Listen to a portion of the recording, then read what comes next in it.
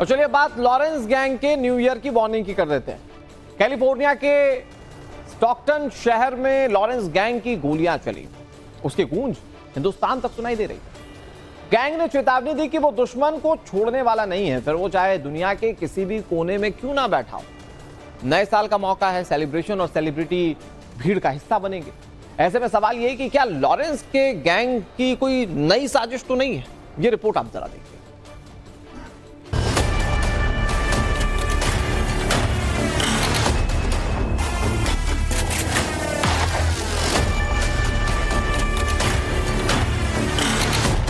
हमारे जितने भी दुश्मन हैं तैयार रहें। वर्ल्ड के किसी भी कोने में चले जाओ, सबके पास पहुंच जाएंगे। लॉरेंस बिश्नोई ग्रुप, अंकित भादु ग्रुप। एक बार फिर लॉरेंस गैंग की बंदूकें गरजी और इस बार गैंग ने अमेरिका के कैलिफोर्निया में अपने दुश्मन को ठिकाने लगा दिया। जाहिर है जब तक कोई ये सोचता है कि जेल में बैठा लॉरेंस शांत होगा, कोई ना कोई कांड को ये गैंग अंजाम दे देती है। कैलिफोर्निया के स्टॉकटन शहर में लॉरेंस गैंग ने international drug mafia Sunil Yadav उर्फ गोली की हत्या कर दी। पाकिस्तान से भारत आने वाली ड्रग में सुनील यादव एक बड़ा नाम था। सुनील यादव एक बड़ा ड्रग्स माफिया था जो इंटरनेशनल लेवल पर काम कर रहा था। पहले दुबई, फिर यूएसए में इसने अपना रैकेट चलाया। सुनील यादव के खिलाफ राजस्थान पुलिस ने रेड कॉर्नर नोटिस जारी करवा रखा था। हालांकि करीब 2 साल पहले सुनील यादव फर्जी पासपोर्ट पर यूएसए भाग गया था। दिल्ली से राहुल नाम से इसका फर्जी पासपोर्ट बना था। खास बात यह कि सुनील यादव पहले लॉरेंस गैंग से ही जुड़ा हुआ था और लॉरेंस के साथ साथ रोहित गोदारा का बेहद करीबी था। लेकिन लॉरेंस के धंधे में दोस्ती तो चलती है, धोखा नहीं चलता। यही वजह है कि लॉरेंस गैंग ने ड्रग माफिया सुनील यादव को टपका दिया और डंके की चोट पर इस हत्याकांड की जिम्मेदारी भी ली।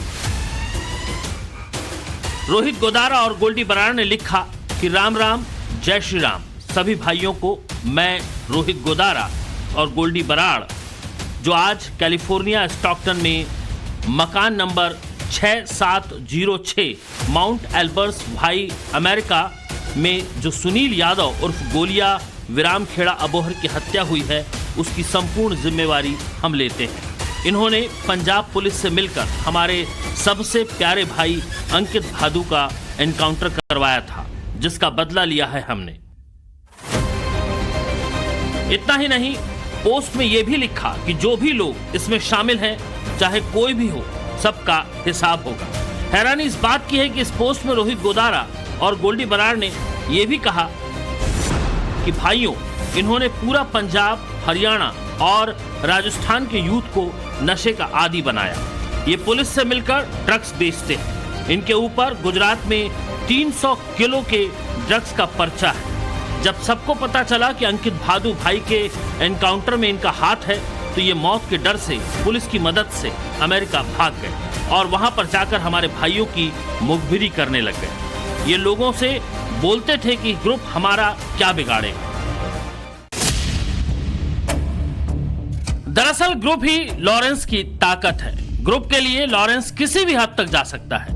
यही वजह है कि लॉरेंस और लॉरेंस का गैंग आज देश में सबसे ताकतवर गैंग के तौर पर अपनी पहचान बना चुका है। टाइम्स नाउ नवभारत के पास लॉरेंस का वो कबूलनामा है जिसमें उसने खुद के बारे में और अपनी गैंग के बारे में पुलिस कस्टडी के दौरान इकबालिया बयान दिया था।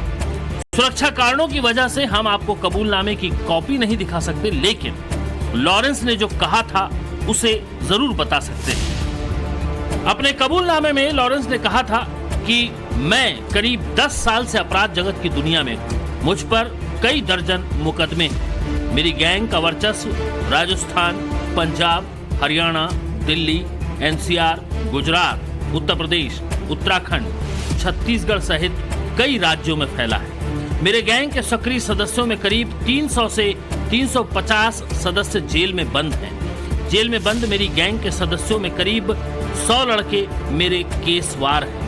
मैं अधिकतर वारदातों में सोनीपत, रोहतक, झज्जर, हिसार, भिवानी, और दिल्ली के शूटर्स को काम देता हूं, क्योंकि यहाँ के लड़के दिलेर और विश्वसनीय होते हैं। लॉरेंस ने अपने कबूलनामे में यह भी बताया था कि कैसे वो अपनी गैंग के सदस्यों को काम देता है। लॉरेंस के मुताबिक लॉरेंस गैंग का सदस्य बनने के लिए लड़के खुद सोशल मीडिया या किसी सदस्य के जरिए संपर्क करके हमारे लिए काम करने तैयार होते हैं। जो नए सदस्य गैंग में शामिल होते हैं उनसे पहले छोटा काम जैसे हवाई फायरिंग या किसी पर हमले करवाए जाते हैं। इस काम में जो परफेक्ट होता है उसे गैंग के बड़े कामों के लिए सिलेक्ट किया जाता है। फिर उसकी सारी जिम्मेदारी हमारी होती है, जैसे हथियार देने, पैसों का इंतजाम और फरारी काटने की व्यवस्था गैंग ही करती है। अपने कबूलनामे में लॉरेंस ने अपने जीवन का उद्देश्य भी बताया। कबूलनामे के मुताबिक लॉरेंस अपराध जगत में अपना नाम बनाना चाहता है और विदेश में सेटल होकर वहीं से गैंग का संचालन करना चाहता है। अपने कबूलनामे में लॉरेंस ने शादी न करने के पीछे जो वजह बताई वो वाकई हैरान करने वाली है। लॉरेंस ने बताया कि वो अपने गैंग और गैंग के साथियों की भावनाओं को आहत नहीं करना चाहता। वो जिस रास्ते पे चल पड़ा है वहां से मुश्किल आना उसके लिए भी मुश्किल है। अपने गैंग को ऊंचाइयों तक पहुंचाने के लिए वो शादी के बंधन में नहीं बनना चाहता। लॉरेंस किस हद तक अपनी गैंग के लिए समर्पित है, ये लॉरेंस के कबूलनामे से साफ जाहिर हो रहा है। लेकिन कबूलनामे की कहानी इतनी ही नहीं।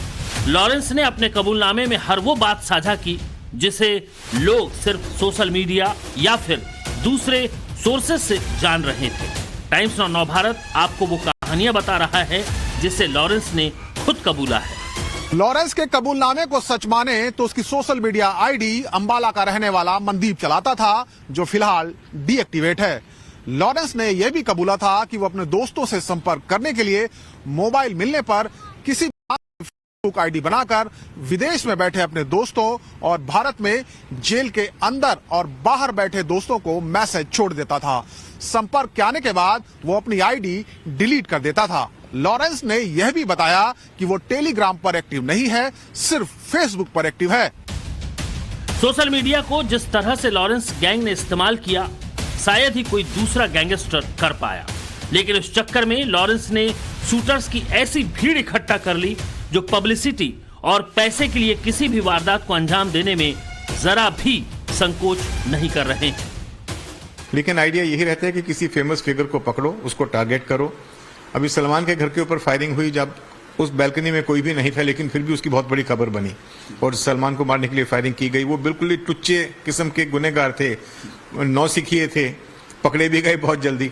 तो लेकिन आइडिया गैंग को बड़ी प्रसिद्धि मिल गई उसमें कि देखिए सलमान के ऊपर अटैक हो गया। 12 अक्टूबर को बाबा सिद्धू की हत्या मामले में मुंबई पुलिस फिलहाल 26 गिरफ्तारी कर चुकी है, लेकिन शूटर जिशान और शुभम लोंकर की गिरफ्तारी अभी बाकी है और मास्टरमाइंड तो विदेश में बैठे हैं। कहीं ना कहीं मुंबई पुलिस के लिए एक चैलेंज बनता जा रहा है, क्योंकि दिन काफी बीत चुके हैं और अब तक 26 अरेस्ट हो जाने के बाद भी मेन जो कॉन्स्पिरेसी थ्योरी थी इसके पूरे इस घटनाक्रम के पीछे वो अब तक डिस्क्लोज नहीं हो पाई। क्या कहेंगे सर? देखिए, इस तरह की जो इंसिडेंट्स हैं, वारदात जो कहीं बाहर से लोग आके महाराष्ट्र में या मुंबई में करते हैं, तो कई बार उनको अपराधियों को पकड़ने में समय लग जाता है, क्योंकि पंजाब, हरियाणा, नॉर्थ इंडिया में हमारा उतनी पैठ नहीं है। हमारे को दूसरे राज्यों की जो पुलिस फोर्स है उनके ऊपर डिपेंड करना पड़ता है, बहुत सारे इनपुट्स के लिए, सपोर्ट के लिए, उनकी जो इंटेलिजेंस है उसके ऊपर। तो इसलिए बहुत बार ऐसा होता है कि ऐसे केसेस सॉल्व करने में समय लगता है। केस काफ़ी हद तक सॉल्व हो गया है, 26 ऑलरेडी लोग अरेस्ट किए जा चुके हैं। अभी सिर्फ जो इसके मेन गुर्गे हैं, जिनके माध्यम से ये घटनाक्रम कैसे प्लान किया गया, कैसे एग्जीक्यूट किया गया, उनको पकड़ना बाकी है। दरअसल अंडरवर्ल्ड की ये डॉन सिस्टम की कमजोर नब्ज कहां है उसे बखूबी समझ चुके हैं। यही वजह है कि ये गैंग बड़े बड़े हत्याकांड को अंजाम दे रही है, लेकिन इन पर आंच तक नहीं आ रही। नेटवर्क और नेक्सस इतना तगड़ा है इन लोगों का कि इनकी जिंदगी बिना किसी परेशानी के मजे से ऐशो आराम में कट रही है। गैंग का सेकंड इन कमांड और एनआईए से 10 लाख का इनामी अनमोल बिश्नोई मजे से अमेरिका में रह रहा है। गोल्डी बराड़ कनाडा में मौजूद है। एक सहयोगी लखप्रीत लख कनाडा में ट्रांसपोर्ट का काम कर रहा